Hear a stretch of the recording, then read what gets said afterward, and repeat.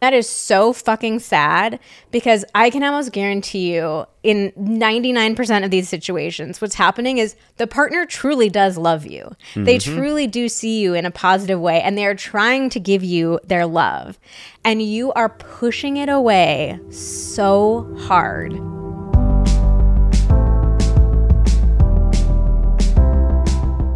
Hello and welcome to the Pillow Talks podcast. We're your hosts, Vanessa and Xander Marin. I'm a sex therapist with over 20 years of experience. And I'm just a regular dude. We share the ups and downs in our relationship while giving you step-by-step techniques for improving yours.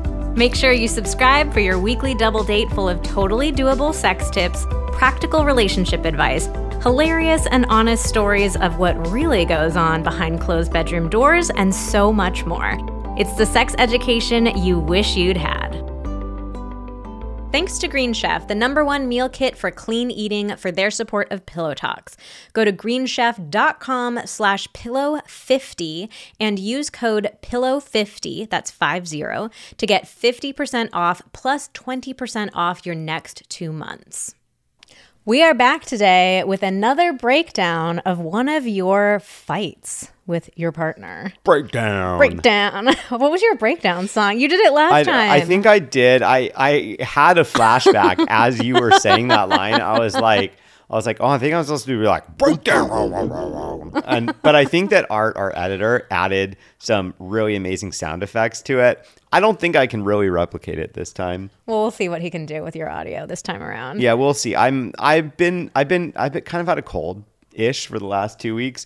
I feel like my vocal range is not where it usually is. Not saying it's usually very good.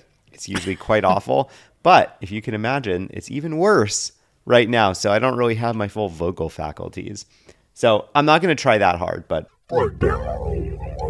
I think it was something like that. Wow, wow, wow, wow. Okay.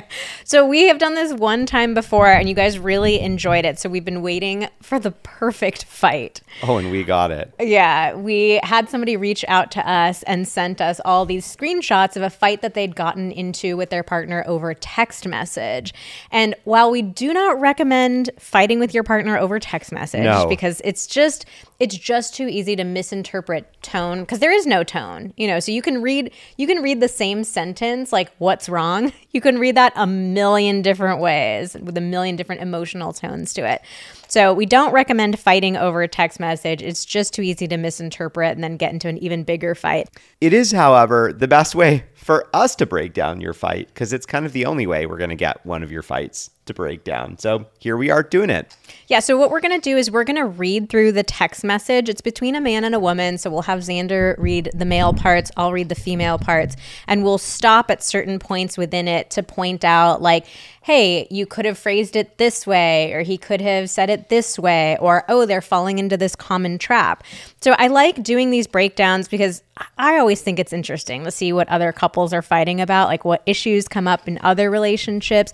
And we also want to make this feel valuable to you as well, like that you can kind of learn some communication tips and strategies and things to avoid along the way while being entertained. But first, we are going to give you our review of the week. Our favorite podcast. My husband and I have been together for 16 years and have 2 young children. Pillow Talks is a weekly conversation starter for us that always leads us to feeling more connected. It's been so great to open up the conversation around all things sex and relationships. We are more connected and open with each other than we have ever been in our relationship. We owe it to Vanessa and Xander. The content they share on their podcast and their Instagram page is unmatched. We've also purchased several courses and have utilized their free guides. Thank you for all you do. And then all the good emojis. Thank you so much. That's really just, you're doing all our stuff and loving it. And that's really the most that we could ask for. Is all we really hope for. That's why we do what we do. We highly recommend you do what these people do, because you'll be happy. You'll like the way you look. And highly recommend that you, like this person, leave a review, because it really does help the podcast grow so much. These reviews are very important in helping the podcast get featured, helping people decide to listen to it. Because let's be honest, like when you're trying to find a new podcast, it can feel very overwhelming. There's so many out there. So when you see one that has good reviews, it's being featured, you're going to be much more likely to listen to it. So we do a giveaway every week as our little way of saying thank you for taking the time to leave a review. So just head over to the main Pillow Talks page on Apple Podcasts, scroll to the bottom, and you'll see the review section. So just pop a little review in there, and then you will be entered into the giveaway every single week automatically going forward. If you hear your review read in an episode, you can reach out to us at info@vmtherapy.com and you will get to choose a prize. Okay, let's get into the episode. Okay, now before we get into this text fight, I just want to say it is very vulnerable to send a fight to us, knowing that it is going to be broken down in an episode. I did ask this person's permission to use the argument, and he was totally happy for us to do it.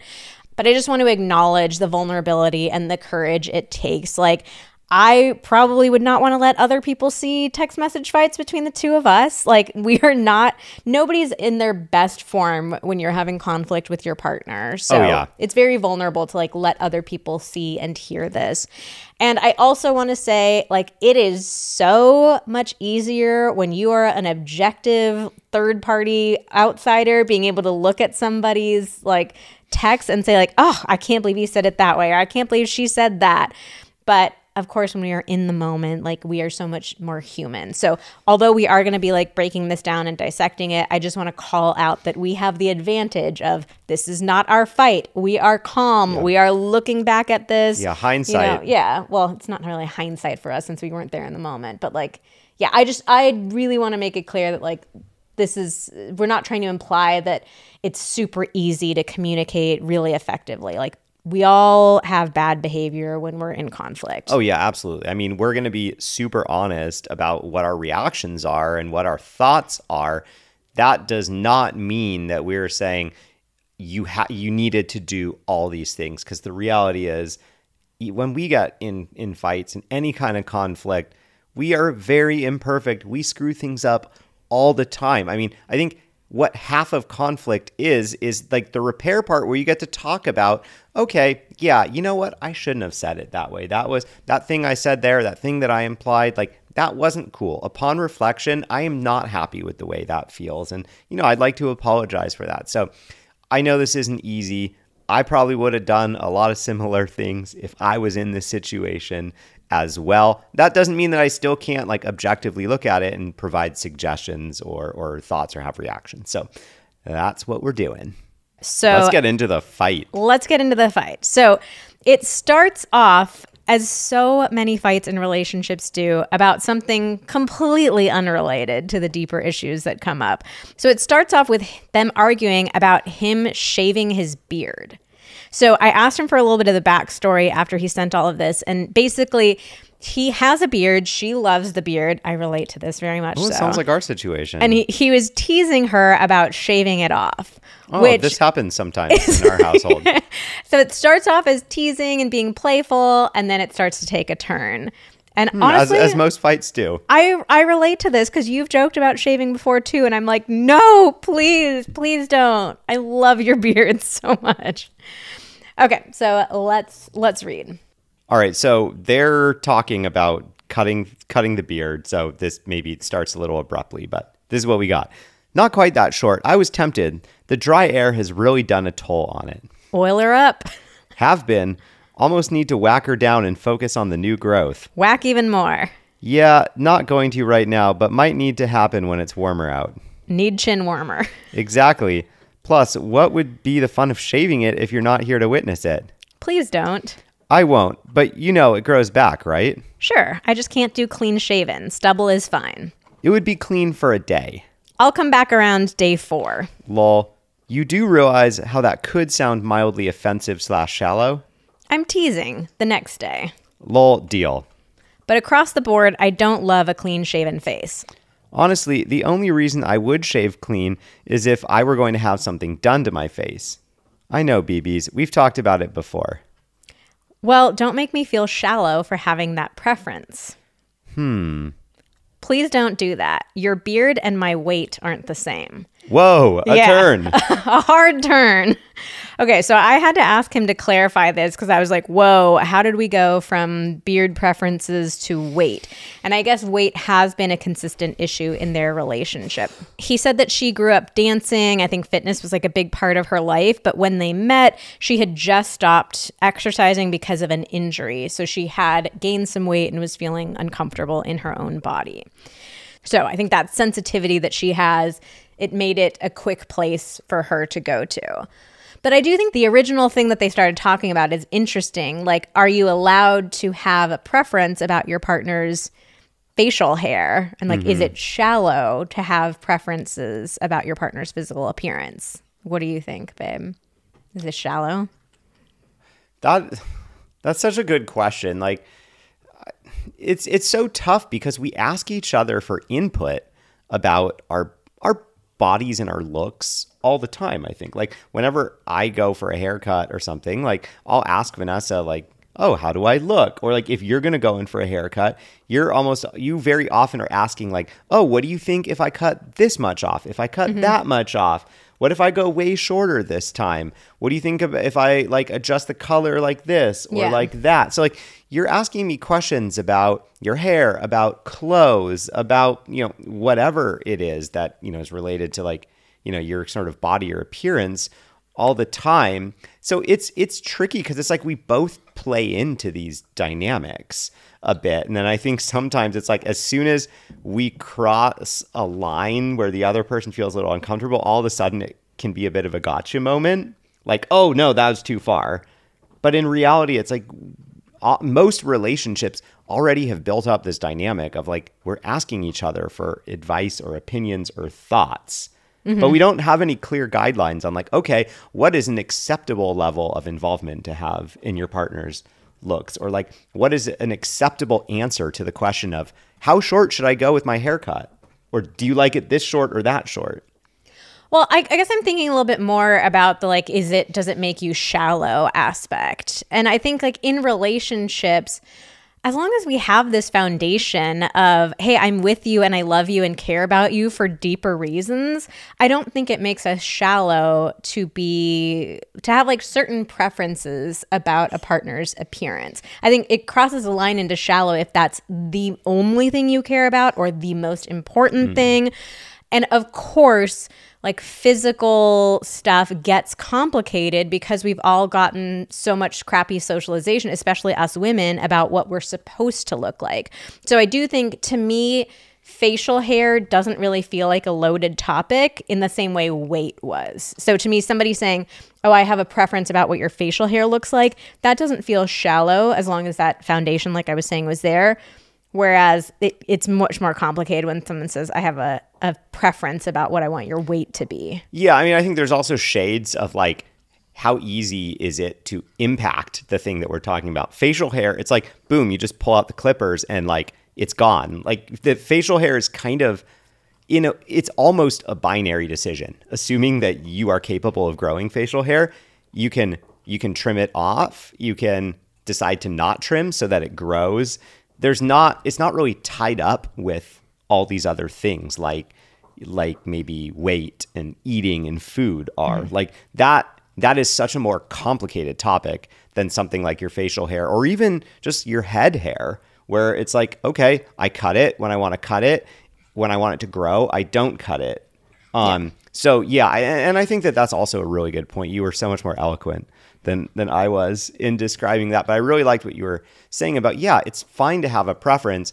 I would go even further and be like, yeah, where the line is if you're like, no, you can't do that because I won't be attracted to you anymore or I won't like it. I think when you go too hard into like it being more than a preference. Like a preference is one thing. Hey, I love you either way. I think you're beautiful either way. If I had to pick one, I like this one a little better. But if you're like, no, I only like you with facial hair.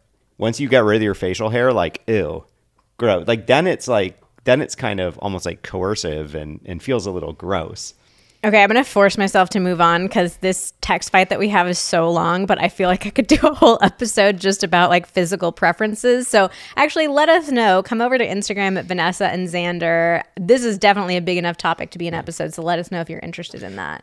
I do just want to jump in and add one thing. I think it's a little interesting how it seems like everything is all in good fun. He said like, LOL, like he's laughing out loud, and then he kind of slips. Thank you for translating the emoji. Well, I don't know. It's like it's weird to be like, oh, you know, he's laughing out lulling. Loud. He's lulling, and then all of a sudden he just slips in like, oh, but by the way, do you realize how that could sound mildly offensive? And like, obviously, this is a loaded topic. Like, I think that what this is like they clearly have been arguing in the past about this thing about like shallow comments or something around preferences that doesn't have to do with facial hair. Like, as we will find out later, there's some stuff coming up around weight.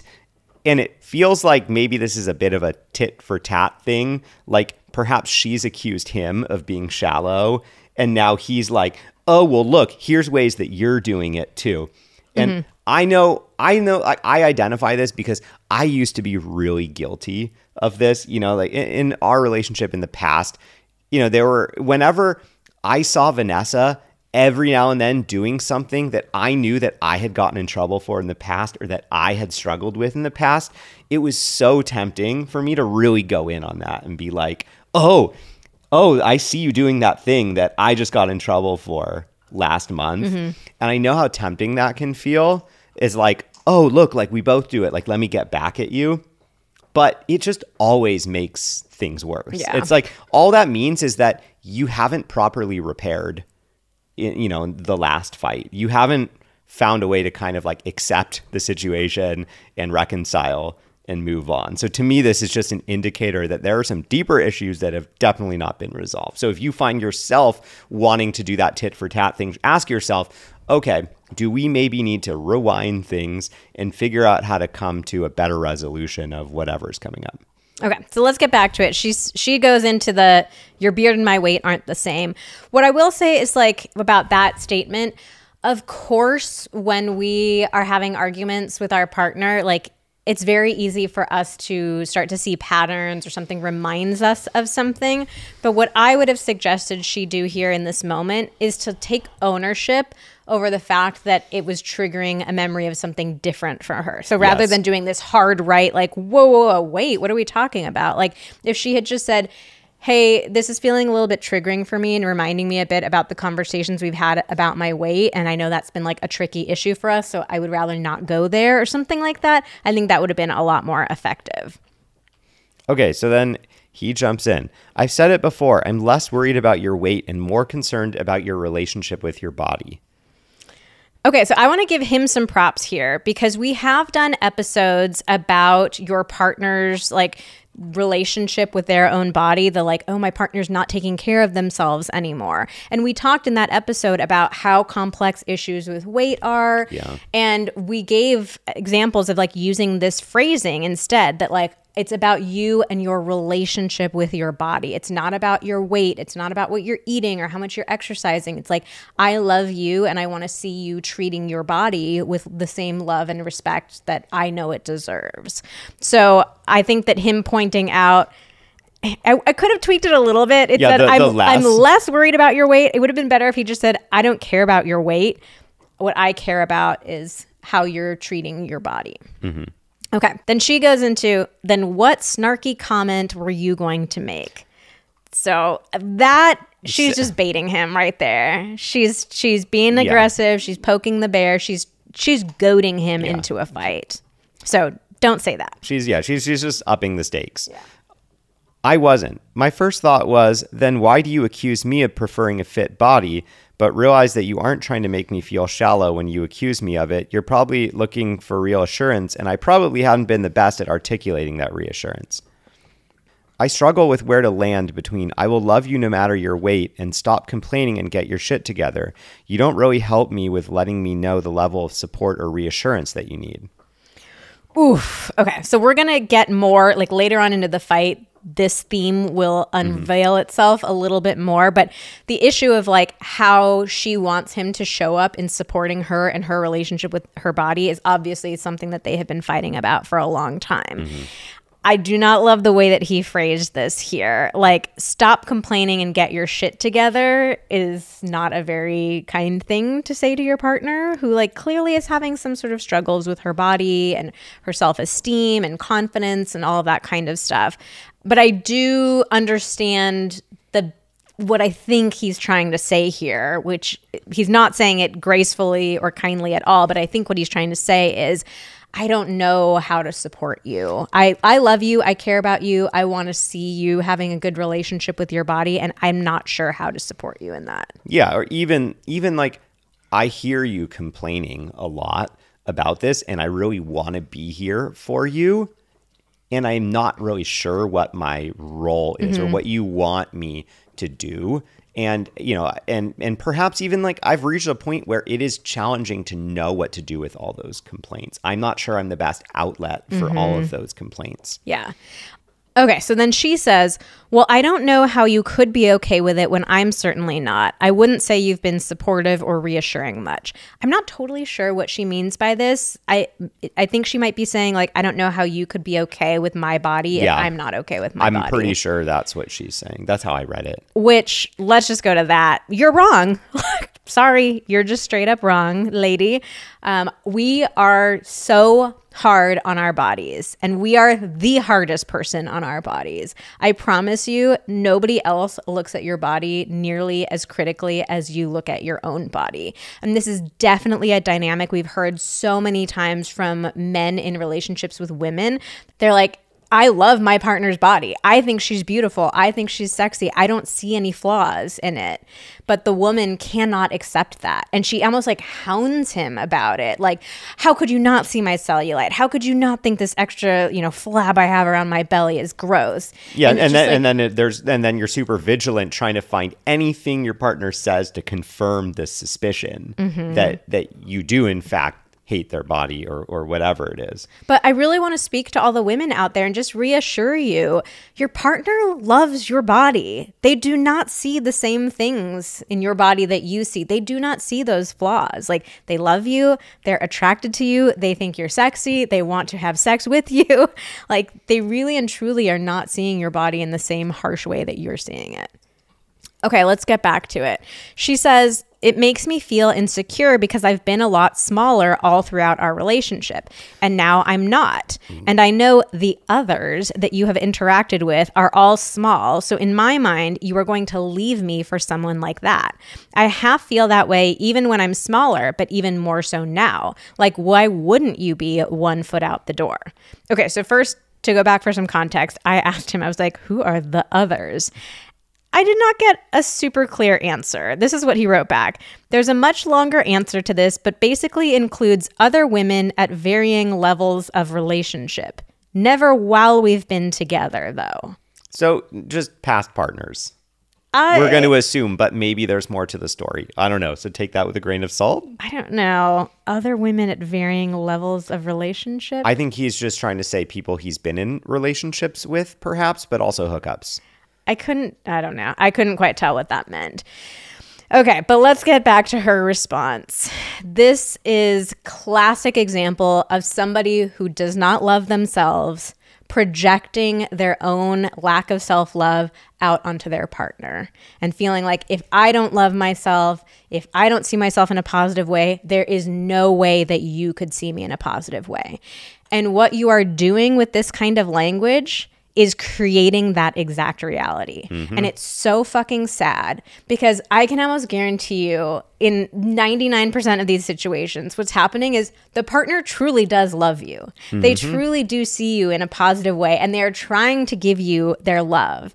And you are pushing it away so hard.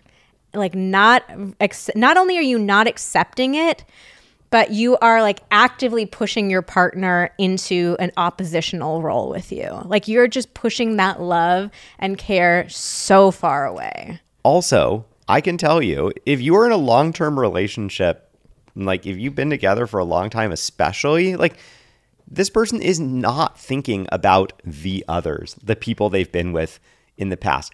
It's interesting that she got really defensive about feeling like he was calling her shallow when that's actually exactly what she's doing right here. Like, she is taking herself as this complex, layered, nuanced, complicated human being, and she's boiling herself just down to her size. Like, she's making that the only thing that matters.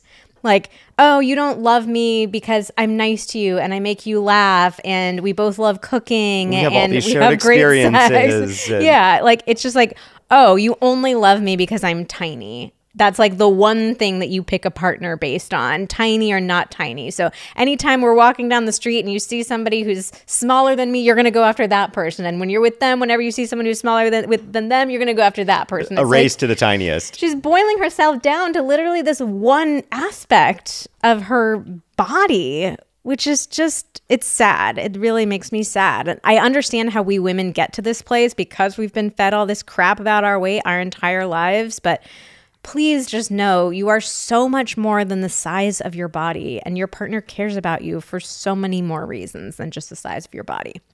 Like I said, I haven't been good about reassuring you, and I have no idea the level of support you need, even though I've explicitly asked multiple times. I'm not 1 foot out the door. I'll never be 1 foot out the door over your weight. Fit is my preference, but comfort in your own skin is more important. What I cannot do is listen to you complain about your weight for the rest of our lives. I've been in that relationship and it's fucking miserable. I can't help unless I'm told how, and right now it's just constant stress and frustration. Okay, he was really close to delivering a good message here. Yeah, he's clearly really frustrated, and that frustration is getting the better of how he's writing this out. Okay, I appreciate that he said, I haven't been good about reassuring you. He's taking ownership here. He's recognizing his part of it. He's also like really putting the onus on her and saying, like, I need you to tell me. I've asked you and I haven't gotten an answer. Like, I want you to tell me how I can support you. That's a very reasonable request. I appreciate him like being firm about that and saying, like, you need to tell me an answer here. He's also giving her that reassurance, like, I'm not 1 foot out the door. Your weight is not the most important thing to me. I do wish, I'm nitpicking here, obviously, and of course it's easier to like look at the exact words that are written in front of us here, but like I do wish he had not said fit is my preference. I think this is a classic example of a guy thinking like, I'm just being honest. And like, honesty is what builds trust. But weight and fit, like fit is really just code word for weight. And it's just such a loaded topic with us women that, and especially knowing that they've had a history with this, that it is an area of major sensitivity for her. I just would not say this anymore. I would keep reiterating your comfort in your own skin. It is what is most important to me. Yeah, the only thing I can think of here is that obviously they've gotten into this fight or a similar one in the past where he has stated that, or they've discussed it and kind of come to, okay, well, fit is my preference, but is not the most important thing. So this could also just be his way of kind of owning that, like, okay, I'm not going to like pretend that I didn't say that in the past. I'm not going to pretend that that isn't the case. But I do think that even if you've talked about that in the past and it, kind of was a fight and you've talked through it and whatnot, like, you don't need to keep referring back to it. And also, like, your views and whatnot can change on that. Like, you can keep having this conversation and be like, all right, look, we don't need to focus on the fit part. Like, let's just focus on like health and happiness. So one other piece of this is he's drawing a really clear boundary, and he's saying like, I'm not going to be in a relationship with somebody who is just complaining about their weight, like for their, all the time. I do think that's a reasonable boundary for somebody to draw. Like, it is very difficult when you love somebody to watch them just beat themselves up over and over and over again. So I understand his frustration, and I understand him like saying, I can't do this for the rest of my life. I think I would have focused this even more on like her relationship with herself and said something like, I love you so much, and it is so hard for me to watch you beat yourself up endlessly. Like, I love you too much to watch you do that. I think that would have been much more effective because the way that he typed it, it comes across more aggressive and more about him than her. Before we go any further, we want to tell you a little bit more about our podcast sponsors because we love all of our sponsors and we really appreciate that they allow us to bring Pillow Talks to you absolutely free of charge. First up, let's tell you a little bit more about Green Chef. Green Chef is a meal delivery service that makes eating healthier so much easier. We have been trying Green Chef for a very long time and having such a great time like cooking meals together, but in a way that's so much faster. It takes so much of the mental load out of deciding like, what are we going to have for dinner? Or do we have all the ingredients that we need? What are we going to do? How do we make it? We love Green Chef for how much easier it makes the whole meal prep process. You can go to greenchef.com/pillow50 and use code pillow50 to get 50% off plus 20% off your next 2 months. Green Chef supports every lifestyle. Every week you get to choose from over 80 flavor-packed options, and you can easily customize meals to suit your lifestyle with preferences like keto, plant-based, Mediterranean. They also make eating clean so much easier. They have limited processed ingredients, low added sugars, and sodium smart options. They send organic fresh produce in every box along with responsibly sourced proteins, including 100% sustainably sourced seafood, 100% antibiotic, and hormone-free chicken. And of course, it is ultra convenient. You can make dinner in under 30 minutes, lunch in under 10. They deliver everything you need straight to your door, pre-measured ingredients, some produce is pre-chopped, custom sauces that are pre-made. It's just so freaking easy. If you want to try it out, go to greenchef.com/pillow50 and use code pillow50 to get 50% off plus 20% off your next 2 months.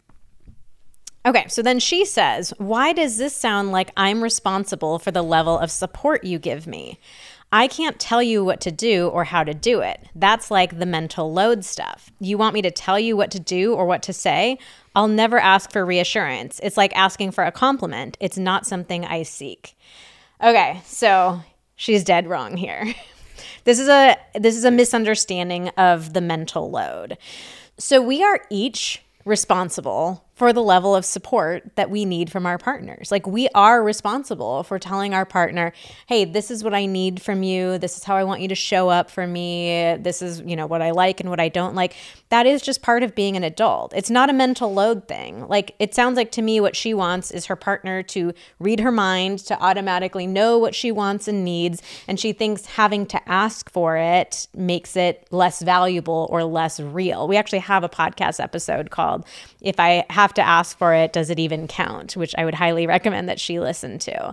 But I would, if I was working with her, I would say, no, this is just straight wrong. Yeah, I mean, I can understand where she's coming from a little bit. And like, obviously they've had these mental load conversations. And a big part of that conversation is that, yeah, it is not fair in a mental load situation for, the lower mental load partner to be like, oh, just tell me what kind of help you need.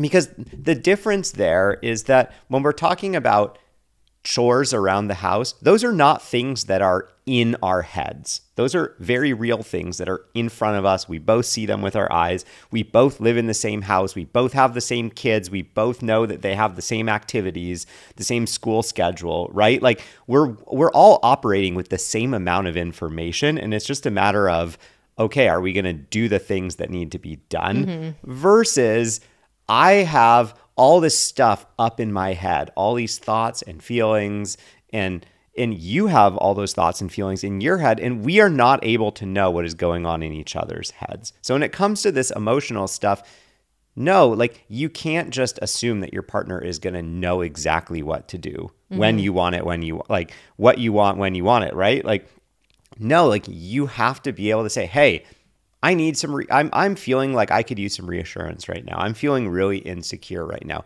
I'm feeling like I just want to vent right now. I would just love somebody to listen, or I would love somebody to problem solve. I am really stuck and I don't know what to do and I need some help. Like those are all three very different things. And the only way that you would know what you need is if you are in your own head, right? And so you have to be able to communicate that. All right. So then he jumps in. Because you are. And he's saying, like, you are responsible. She said, why does this sound like I'm responsible for the level of support you give me? He's saying, you are. Yeah. Because you are. I can be a drill instructor and cook only clean and track your macros, or I can just love you and let you decide what, how, when you want to do something about it, or anything in between. I want to help, but not be offensive or a dick. That's valid. Totally valid. That's great. Like, that's really great that he's aware there is a whole range of ways that he could support or not support, and he's trying to call that out. Then he continues, babes, every time you say something to the effect of, why are you with me? Or I think you're going to leave me for someone smaller, you're asking for reassurance. That is also true. That is very true. So he's calling that out. And how about some acknowledgement that I definitely don't have one foot out the door and I'm trying to help you feel better about yourself so you can be more comfortable and confident in both your body and our relationship. I'm talking to you about it instead of letting it become an issue or a resentment. Okay, I'm on board. I'm on board with this. And I appreciate asking for acknowledgement. Like, he's saying, yeah, I want to be acknowledged that, like, I am in this with you. I'm not, like, wishy-washy like you're saying I am. So she comes back with, okay, hold on. You want acknowledgement for not leaving me, for not having one foot out the door? Like, thanks for still being with me? I've thought you were going to leave me even 2 sizes ago. So I think she is really misinterpreting. They're really missing each other here. My take on this is that she's really misinterpreting what he's saying. He's trying to say, like, I would love to be, like, she basically accused him earlier of, you're 1 foot in, 1 foot out. And he's saying, I want to be acknowledged. And, like, I want you to see me that I am fully in this with you. He's telling her, I'm fully in this with you. And I want you to see that. And I think what she's misinterpreting it as him wanting to be congratulated for being with her because it's so hard because she's so big. She's putting a really negative spin on it. No, I want acknowledgement that I'm willing to talk to you about these things where most men would not, or would be a dick about it and tell you to lose weight. Oop, you're not helping your cause, buddy. Why do you need to say that? Why do you need to say that? Yeah. That doesn't help your cause. All it does is hurt your cause. I mean, and it's not key to your argument at all. Yeah, he's trying to say, I am not that, but all that she's going to do is read into, like, oh, well, that's really how you feel. Well, yeah, because But you just don't want to be seen as a dick. I don't actually even care if you lose weight. What I care more about is your happiness. Okay, I'm going to stop here and just nitpick this sentence. I don't actually even care if you lose weight. I think she's going to interpret that as, yeah, you do. You secretly do. So I would just make it more straightforward and say, I don't care if you lose weight. Just take out the actually even, like, just make it super clear, given that he knows what a trigger this topic is for her. Also, the line he had said right before, or like most guys would be a dick about it. Because what she's probably going to hear is, well, I should be a dick about this, but I'm not going to because I'm so nice, and you should give me extra credit for being extra nice because I'm not doing the thing that you really deserve. Like, that's what she's going to hear, because she thinks, oh, well, I deserve to be left because I'm gaining weight or whatever it is. What I care more about is your happiness. And because your relationship with your body has changed, you're less happy. I'm trying to be a supportive partner. Thank you. No sarcasm.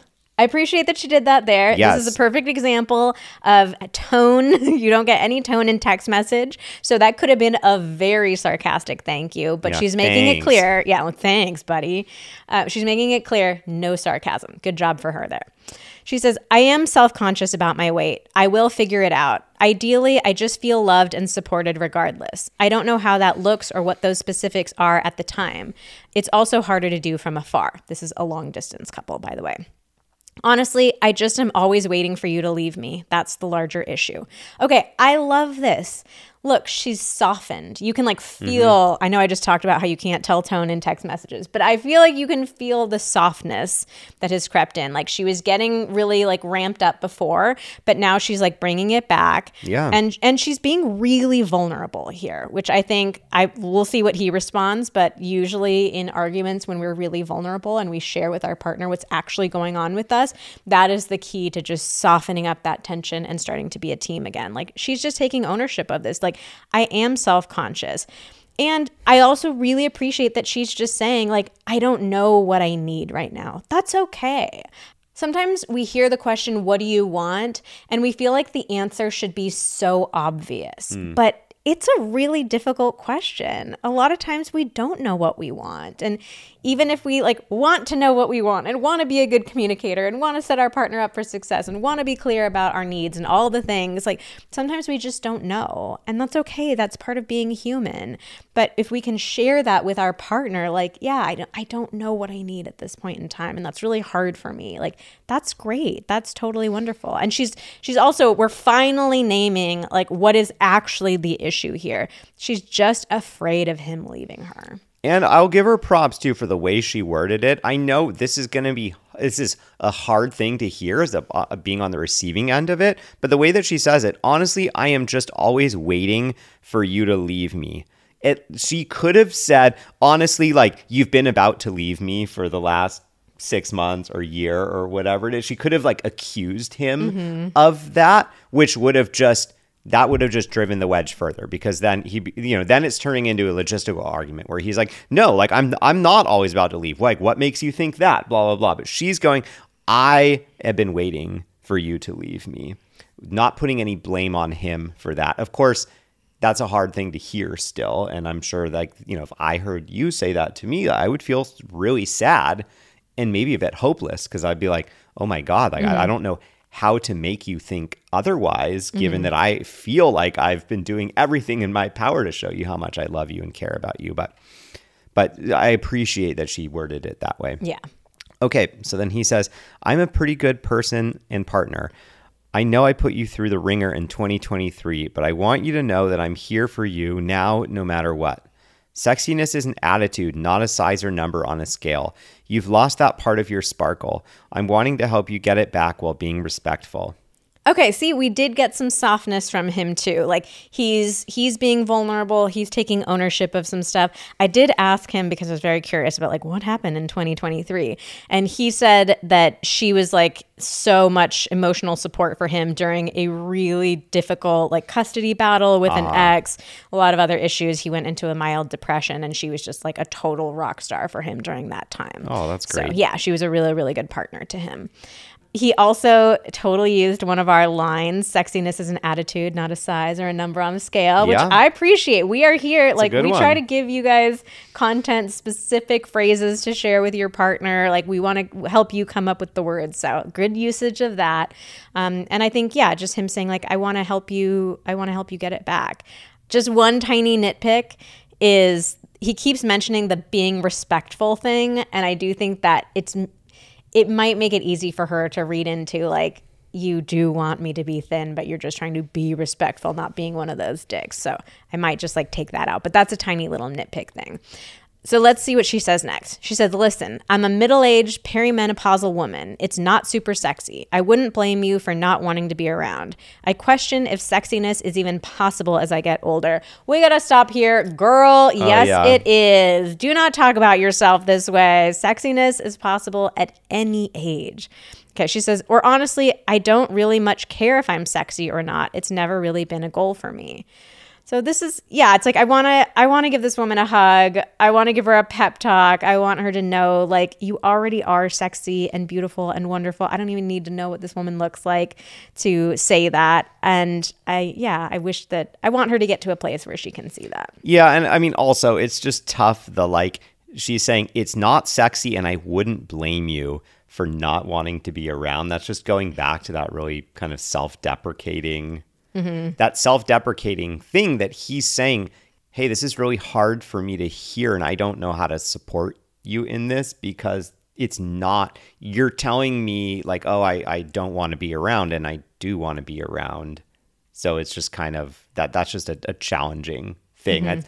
She's kind of softened, but then she's going back into that self-deprecating place, which I worry might start to turn things back the wrong way. So then he says, replace the word sexy with happy then. Also, that's a fairly bleak outlook. Oh, this is exactly what I'm saying. Also, it's a fairly bleak outlook. There's acceptance of who you are, and then there's using circumstances as an excuse. The first results in happy. Oh yeah. All right. Let me mansplain this to you. The first results in happiness. The second is what I'm hearing from you. So I think what's going on here is just his confusion about, like, he did say before, I don't know how to show up for you. I don't know how to support you. So this sounds like, him like, wait, do you want me to show up as the like boot camp, instructor, the boot camp instructor to like, hey, don't use your circumstances as an excuse. So I think he's like a little bit all over the place. She just says, I'm not going to fight my age or where I am in life. So she didn't take the bait. It's not turning into a fight on her end. She just seems like a little bit sad and resigned right now. I think it's less fighting against and more of lessening impact. Like if you truly are Perry, not that you've taken a test or consulted a doctor. Oh, buddy, stop. then there's a lot of different things you can do to make the impact less, from food, exercise, supplements, and even prescription medicine and hormone treatments. You just don't have to sit by while your hormones are all over the place, your periods are irregular, and your weight is fluctuating just because you're 44. Why would you just shrug and say, oh, well? Especially when those things are affecting you negatively, both physically and mentally. All right, this is tough. I can see both sides of this. He's kind of, well, I don't know. Let's see. Do we disagree here? Well, okay. I mean, it sounds like what his experience is that she is saying, hey, I am whatever. I'm having these symptoms. I must be experiencing this specific medical condition because of my age. I don't know for sure. I'm not but just like, oh, this is just what happens at this age, rather than looking into like, oh, are there any things that I can do? Oh boy, am I working? You're being such a man right now. I feel like this is just such a stereotypical male response. You, Xander, and the guy here are going into problem-solving mode, and she's not asking for that. Like the way that I read this, she's just feeling really sad. She's finally gotten to that vulnerable center within herself, and she's just like, I feel sad. I don't know what to do. I don't feel like myself. And he's leaping into problem solving. So much detail. Food, exercise, hormone tests, prescription medication, hormone, blah, blah, blah. Like, she's not asking for any of that. And so I think him just going into that level of, she's just going to shut down completely, or it's going to turn into a bigger fight. Like, she doesn't need that right now. At the very least, I think he could have said, what would have really saved him right here is if he said, hey, what do you need right now? Do you just want to vent, or do you want me to give advice? Or he could even have said, like, I've got a real good pep talk just in the back of my head for you. Can I give it to you right now? But she doesn't need this. Yeah. We don't need the problem solving. Oh yeah, that's all totally valid. I was reading this as, this is something, this talk of, oh, it's just my age, it's just menopause. What I was reading into this was that this has been an ongoing theme for them over the last 6 months or something. And he's saying it's frustrating. You've been complaining a lot recently and I don't know what I'm supposed to do. What I was reading in here is that he's saying, I've been hearing this from you a lot. I've been hearing you talk, oh, it must be menopause. It must be my age for a long time. And it's just starting to sound like an excuse to not take care of yourself, to not care, to not look into solutions. I wasn't reading this like, oh, you just said you might be menopausal. I happen to know all kinds of stuff about that. Let me tell you all the solutions. So she doesn't actually engage. In fact, she doesn't respond. And then it looks like the next day he writes back, did you have a good snoozle? She says, I guess. And he sends the emoji. And so I don't think I'm wallowing, and what pain. I think maybe some of the message might have gotten cut off here because I'm not sure where the wallowing and the pain came in from, but we're just going to continue. You are wallowing by not doing anything about things that are making you feel bad about yourself. The pain, he puts that in parentheses. Yeah, see, it's just like, again, we're going into he's going into that drill sergeant mode, boot camp instructor mode, and she hasn't said that that's what she wants or needs. So to me, this just feels like he's just picking at it, like we're picking at the scab instead of moving on. Yeah. She says, okay, so this is all stuff that makes me feel worse about myself. I'm really not interested in taking those shots. None of this makes me feel better or supported. Just shit on. So I should just keep my mouth shut and let you hopefully figure it out on your own, even though it affects me deeply and our relationship? Ugh, yeah, it's like I get that like he obviously wants to continue the conversation and come to some sort of resolution or plan, which is valid and they should. Like they just left the conversation the day before, which a lot of couples are guilty of. We've done it ourselves too. You just kind of work yourselves into a corner and you're like, oh, fuck it. Let's just stop here. But you have to loop back around to things and like create some sort of resolution or some sort of, plan for going forward. So I understand that he wants to address it, but she clearly is not in the place to address it yet. So he could have said something more like, hey, I'd really love for us to finish this conversation. Like, is now a good time or should we come back to it a different time? But like, I want to make sure that we address this. But the way that he said it is pretty aggressive. She responds, no one else is going to figure it out for me. I always figure it out on my own. I'm saying I've had enough shit for today. Thanks. So she's drawn a boundary and saying, I'm done. And then he says, but you don't have to. That's the advantage of having a partner. I'll drop it, though. Just know that your unhappiness doesn't just affect you. It's a mixed bag here. It's like, yeah, he's trying to say, like, I want to be here for you. I want to be your teammate. I want to support you. I just need to know how. And of course, like the way that he's communicated has made it really clear that like he doesn't know how to support her and he really would benefit from having some more feedback from her. Yeah, I mean, I think what may be going on here is that he doesn't respond in the most skillful way right here. Yeah. But I think that what is happening, like if I were in his shoes, I would be feeling a conflict between she's just said, yeah, I'm going to have to figure it out on my own. That's what I always do. And that's a perfectly valid thing. If that's what you want to do, hey, this is my problem. I want to figure it out on my own. That's on the one hand. Then on the other hand is his experience over the last however many months it's been of her complaining about a lot of this stuff. Like, oh, I'm feeling really bad about myself. All these things are happening. I don't like it. Blah, blah, whatever it is that she's been saying, where it's like, well, that doesn't really feel like I'm figuring it out on my own if it's like a big part of what they talk about all the time. And so I think that he's feeling some conflict between those two experiences of what she's saying there and then the reality of what's been happening, where it's like, she's complaining about it and like, maybe I kind of want you to help me or talk to me, or I don't know, I don't know what it is that she wants, but this isn't the behavior of someone who is just figuring it out on their own. Yes. And so I think that there's a way that he could have said that of, I'm feeling confused hearing you say that. I get that you're saying that you want to figure it out on your own. And my experience over the last however many months has not been that. It's been that I've been pulled into this a lot and I don't know what my role is. And it's hard for me to reconcile those two things. Yeah. So let me go clean up this last sentence. He wrote, just know that your unhappiness doesn't just affect you.